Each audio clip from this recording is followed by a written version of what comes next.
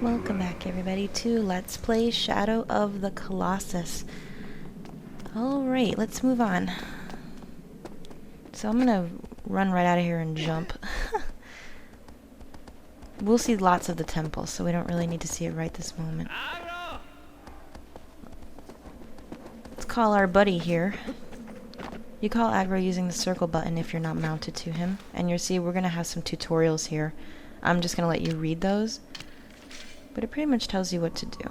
You're going to hold up your sword, and when the beams of light connect, see if they're apart, it's not right. If they connect to a point, that's where you need to go. Sorry, I kind of skipped by the whole tutorial. It'll go while we get there. There's going to be a lot of writing in this game. So I'll go over some of the more advanced writing as we go on. There's going to be a lot of time for me to talk. I'm actually going to stop at this tree, too, for a minute. There's not much in this world to look at. You'll see it's a very lonely setting, but there are a lot of these trees that just kind of hang out in the middle of nowhere. And I don't know if you can see what I'm aiming at here, but there's a fruit. And with your bow and arrow, you can use that to get these down. You'll want to collect these as you go around the world, because eating these fruit, actually give you little small increments on your life bar. I don't know if you saw that. It's just very small, but you get so many of them over time that it really does make a difference. I think there's one more. Let's see if we can climb up here. These are kind of like little puzzles in themselves because the fruit is usually very hidden. I think there's more than one on here. Let me look. It's easier to look around when you're aiming. So I usually pull these out to scan. Oh, don't see it. Ah, well. Let me look up. No. They're very hidden sometimes. Well, whatever, we can come back. Come on, buddy. Let's go. See, I'm going to start this fairly quickly just so you can get an idea. I really want to go through the first Colossus with you. And then, you know, I'll explain more as we go. I just don't want to give you too much info at once. I kind of like the way it starts you out, so I want to just go with that first. So we'll just ride to where the light is pointing us to, and we should be okay.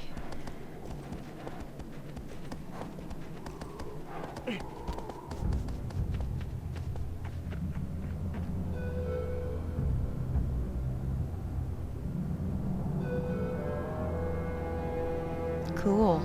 Whenever you get those letterbox movies, pretty much that means you're in the right place.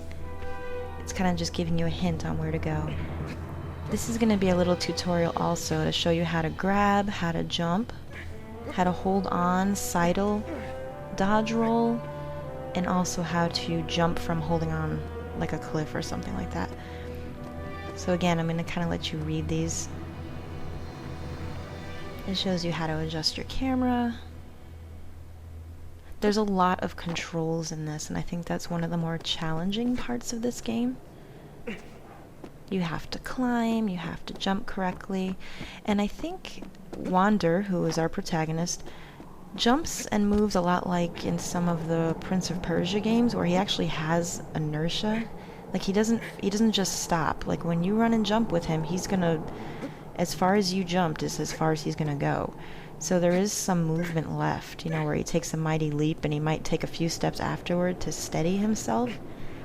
That's one of the ways that the realism in this game really shines through. This is the harder part here. When you aim your jump, either behind you or above, that's one of the trickier things to learn. Whoa! Sorry, I went through that a little fast.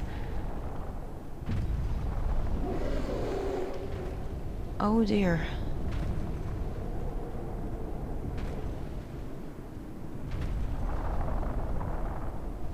I think we found what we're looking for. This is the Minotaur's Colossus, Colossus number 1. He won't do anything till he sees you. So let's whistle to get his attention. You whistle by pressing circle. And this is also going to give you a little bit of tutorial as we go. I think we're going to hear a couple of things too. He stomps around and pushes up the earth. So definitely don't get hit by that when he's moving, because it will hurt you and stun. Whoa, this kind of gives you little hints, and if you see I'm stabbing his leg, I don't know if you saw that there, but there's a little green glyph. What that is a trigger point, and when you hit those, it kind of makes something happen to the Colossus. That was a bad spot. Shit. Let's try again. I should show you it better, actually, so you can see. See right here, that little green dark area? These won't hurt him terribly, as you can see only a little bit came out, but it does make him bend his knee, which helps us get past his little stone leg warmers there and onto his fur. The fur and the rocks is usually the only place you can grab on the Colossus.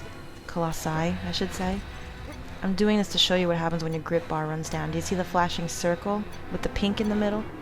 That's your grip bar. The larger pink area you have, the more grip you have. If you can see, he's panting and he's running out. It means he can't hold on anymore. So you have to let that fill by either letting go and standing or running away, and either way. And fill it up so you can have grip. Without grip, you can't kill these. So a slight stab, a very short charge stab with triangle will get him to bend his leg. Let's get up here. That platform is where we're aiming for. So you can see that these are like puzzles that you figure out. And each Colossus is going to have a different strategy, using different skills to defeat them. See, we can take our little rest here, even when he's moving. Now, him moving is going to cause Wander to move around, so you have to be careful. And now he feels you up here, he's going to shake a lot. See this large glyph? That's a point that's actually going to hurt him. Hold on to the hair and stab with the triangle. The longer you hold triangle down, the better your stab will be. But while he's moving like this and tries to shake you off, you cannot stab. You have to just hold on and hope that your grip makes it. Oh. 3 stabs will kill him.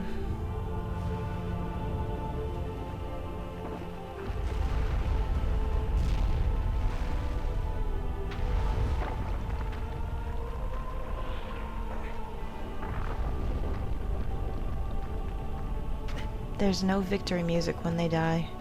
There's no fanfare or prizes. There's you and him and this.